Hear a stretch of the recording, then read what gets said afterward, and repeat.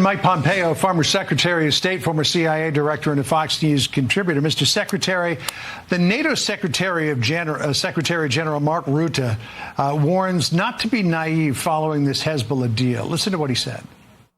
And I welcome it, but let's not be naive. Hezbollah is still there. Iran is still backing Hezbollah, so it is good that it is there. But now it has to be implemented. And let's see what happens, whether they will keep to the deal, the Hezbollah people. So, as you know, Mr. Secretary, Hezbollah does not have a particularly stellar record when it comes to upholding their end of a bargain. Well, John, good to be with you. Not a particularly stellar record is great diplomatic speak. You might well work at the State Department one day. No, they've been horrific. They have violated every promise they've made, every agreement. They have always rearmed. There's no reason to think that they will behave any differently, that their end aims, the destruction of Israel, has changed in any fundamental way. So this will be about implementation, about monitoring. Can the Israelis return to the north safely, their homes in the north safely? And then will the Lebanese armed forces have the capability to do what they had promised they would do, along with the United Nations, was enforce these restrictions on Hezbollah? There's no evidence in play that suggests that they will be able to do that over the long run, and the Israelis have reserved their right properly to return to conflict in the event that they violate those fundamental understandings that they've now set forth. Which is one of the reasons why a lot of people believe that the only way to really end the Hezbollah conflict and to end the Hamas conflict as well is to seriously put the screws to Iran and the regime there in Tehran. What do you think President Trump will do on that front when he takes office on the 20th? John, I don't want to predict exactly what he'll do, but I know what we did, and there's no reason to think that those same set of policies won't be implemented. They worked. Hezbollah was more broke. They had less money. Hamas didn't invade Israel on our watch. Iran was on its back foot. It was almost broke by the time we left office in January of 2021. And our partners in the region trusted us. The Israelis trusted that the United States would be with them. Our partners in the Emirates and the Kingdom of Saudi Arabia knew that we understood they were a force for good, and they were working against Iran and on behalf of their own people, and as an ally of the United States trying to deliver peace in the region.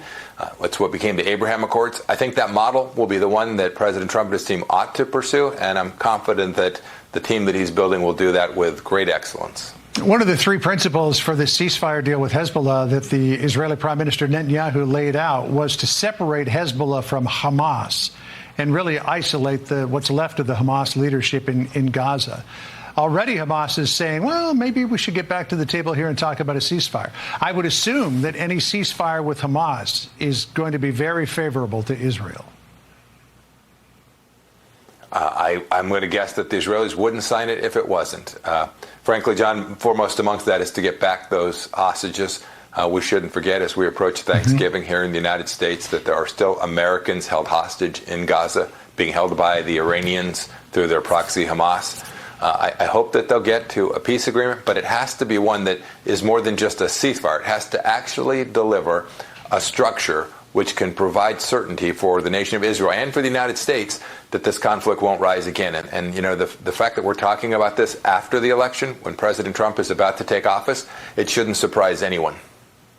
I want to ask you about one other issue, and that is the appearance of drones, a number of them, over bases in the UK, which also house U.S. military forces. Drones that one senior U.S. official said, quote, the drones do not appear to be those of hobbyists.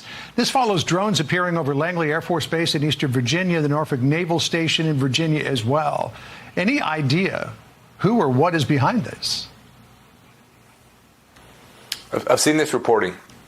I couldn't tell you who, but I am confident it is an adversary force. That is, this isn't just some, to your point, they called it a hobbyist.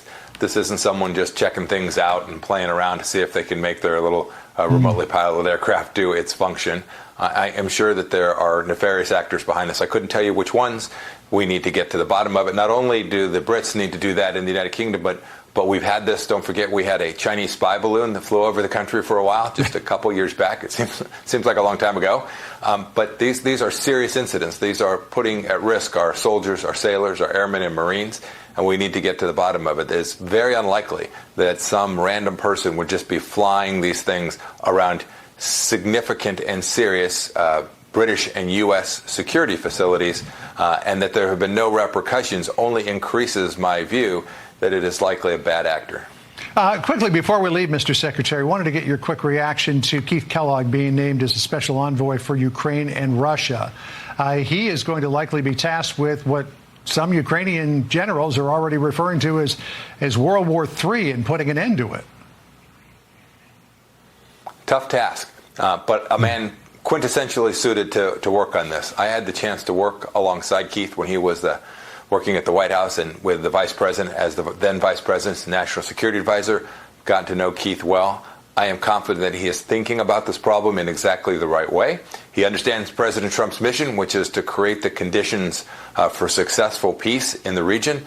And I wish Keith all the best as he moves through what will be a very complicated, very difficult challenge, but one that I wish the Biden administration had taken with sufficient seriousness to impose real costs on Russia, so the outcome for the West, for Europe, for the United States, and for the people of Ukraine were not the one that we've suffered these last, now, goodness, almost 3 years. Mr. Secretary, good to have you with us today. Happy Thanksgiving to you and your family. Thank you, John. Happy Thanksgiving.